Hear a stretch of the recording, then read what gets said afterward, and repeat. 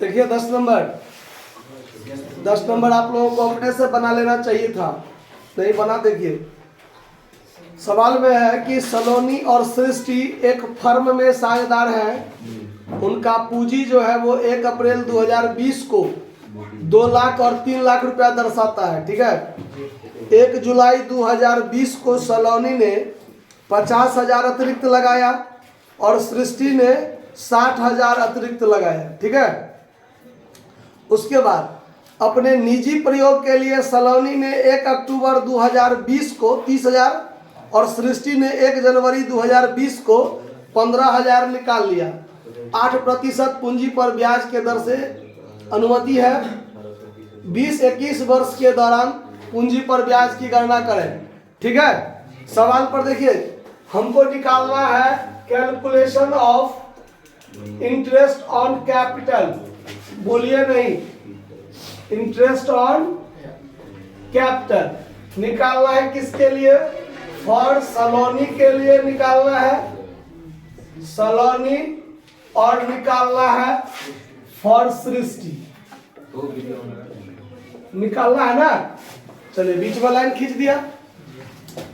अब देखिए, अब इसने लगाया है 1 अक्टूबर 2020 को, तो इसका जो पूंजी पर ब्याज निकलेगा 1 अक्टूबर नहीं, पहले 1 अप्रैल 2020 से लेकर क्या तारीख को ही चेंज किया है? 1 जुलाई को 50,000 अलग से लगाया ना, तो 1 अप्रैल से लेके 30 जून तक एक दिन पहले, क्योंकि 1 जुलाई को तो चेंज किया, तो जिस दिन चेंज किया उस दिन से तो जितना हुआ चेंज होके उससे आगे बढ़ेंगे, तो एक दिन पहले तक पुरनका वाला पूंजी पर ब्याज रहेगा। तो 1 अप्रैल 2020 से 1 जुलाई यानी 30 जून 2020 तक उसका पूंजी रहा 2 लाख। उसका पूंजी कितना रहा? 2 लाख। तो 2 लाख गुने 8% और गुने अप्रैल मई जून 3 महीना तक 3/12। फिर उसके बाद कैलकुलेशन होगा 1 जुलाई से। 1 जुलाई 2020 को उसने 50,000 लगा दिया। 50,000 क्या किया? लगा दिया। अब उसका पूंजी कितना हो गया? 2.5 लाख। लेकिन फिर ये चेंज कब किया? तो चेंज किया 1 अक्टूबर को, सलोनी ने निकाल लिया। सृष्टि निकाला 1 जनवरी को, लेकिन सलोनी तो पहले निकाल लिया। तो 1 जुलाई से लेके 1 अक्टूबर को फिर बदल दिया, तो 30 सितंबर 2020 तक कितना पर लगेगा? 2.5 लाख गुने 8/100 और गुने जुलाई अगस्त सितंबर 3 महीना तक 3/12। उसके बाद 1 अक्टूबर को इसने क्या किया?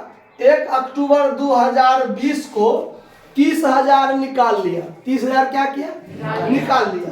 तो 2.5 लाख था, कितना था? 2.5 लाख। 30,000 निकाल लिया, तो अब इसका कितना बचा? 2,20,000 बचा। तो अब इसका 2,20,000 पर ब्याज लगेगा। कब तक? तो 31 मार्च 2021, जब वर्ष समाप्त हुआ उस तारीख तक। तो अब इसको कितना पर ब्याज मिलेगा?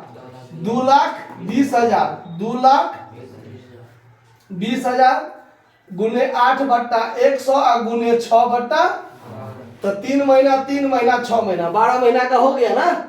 चलिए अब इसका कैलकुलेशन कर लीजिए। तो 3 चौका 12, 4 दूनी 8, 00 से 00, तो 2,000 गुने 2 कितना? 4,000 ये हुआ।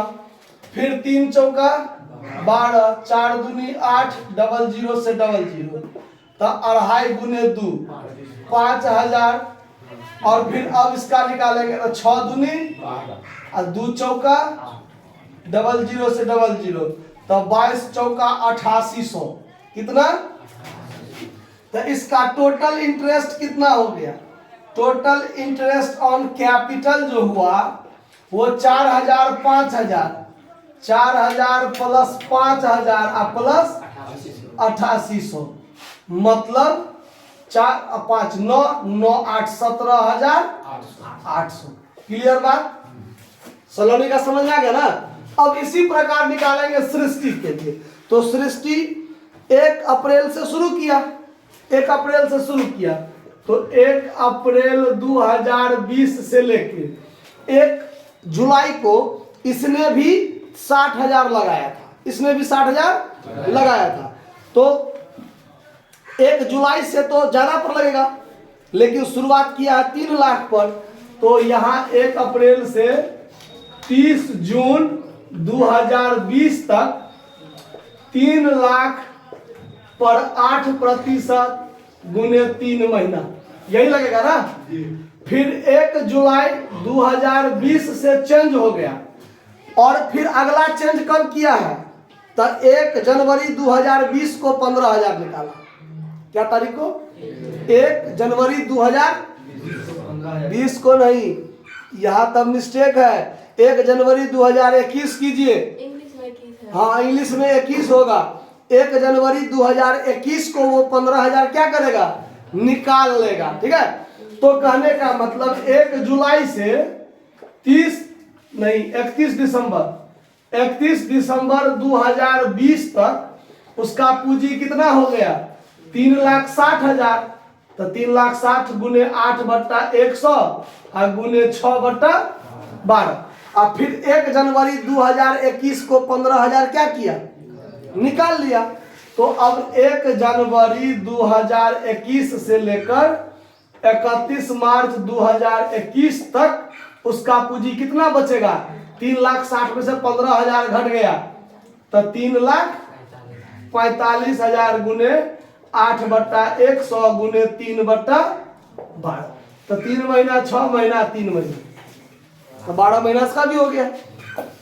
कैलकुलेशन कीजिए, 3 चौका 12, 4 दूनी 00 से 00, तो 6,000 इसका हुआ।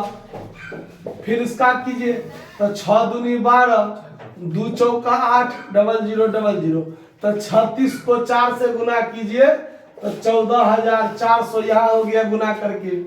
फिर 3 चौका 4 दूनी 8, 00 से 00, तो 34 दूना 68 और 1 6900।